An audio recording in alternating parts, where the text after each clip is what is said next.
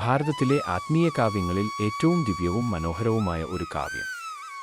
അതാണ് ഗീതാ ഗോവിന്ദം. ശ്രീകൃഷ്ണനും അദ്ദേഹത്തിന്റെ നിത്യപ്രിയയായ രാധയും തമ്മിലുള്ള പ്രണയത്തിന്റെയും വാഞ്ചയുടെയും ഐക്യത്തിന്റെയും ഒരു ദിവ്യഗാനം.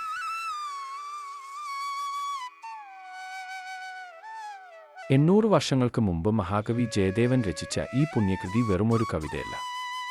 ഇത് ഒരു ആത്മാർത്ഥമായ യാത്രയാണ്. അവിടെ ഭക്തി പ്രണയമായും പ്രണയം ഭക്തിയായും മാറുന്നു. വൃന്ദാവനത്തിലെ വിശുദ്ധ കാനങ്ങളിൽ വച്ചാണ് ഈ കവിതയുടെ പശ്ചാത്തലം.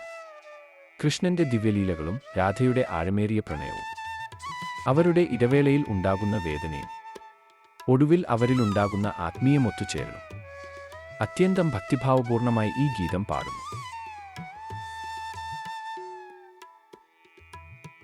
24 അഷ്ടപദികളിലൂടെ അഥവാ 8 ശ്ലോകങ്ങളുള്ള ഗാനങ്ങളിലൂടെ ഗീതഗോവിന്ദം ദിവ്യവികാരത്തിന്റെ പൂർണ്ണ ശ്രേണി പകർത്തുന്നു. ഐക്യത്തിന്റെ സന്തോഷം മുതൽ പൂർത്തീകരിക്കപ്പെടാത്ത പ്രണയത്തിന്റെ വേദന വരെ.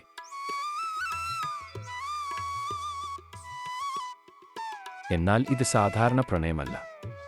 ഇത് ദൈവവുമായുള്ള ആത്മാവിന്റെ ശാശ്വത ബന്ധമാണ്.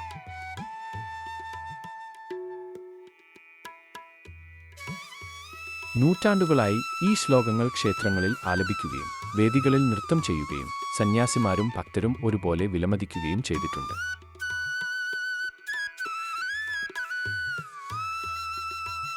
ഈ പരമ്പരയിൽ ഈ പുണ്യയാത്ര അനുഭവിക്കാൻ ഞങ്ങൾ നിങ്ങളെ ക്ഷണിക്കുന്നു.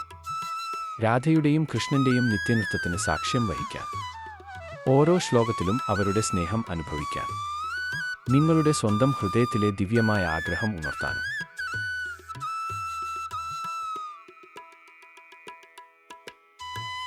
ഇത് ഗീതഗോവിന്ദമാണ്. വെറുമൊരു കവിതയല്ല, ഒരു പ്രാർത്ഥന, ഒരു പാത, കാലത്തിനപ്പുറമുള്ള സ്നേഹത്തിന്റെ ആഘോഷം.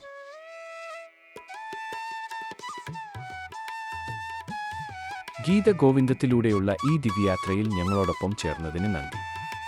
രാധയുടെയും കൃഷ്ണന്റെയും സ്നേഹം നിങ്ങളുടെ ഹൃദയത്തെ സമാധാനവും ഭക്തിയും കൊണ്ട് നിറയ്ക്കട്ടെ. ജയ് ശ്രീ രാധേ, ജയ് ശ്രീ കൃഷ്ണ.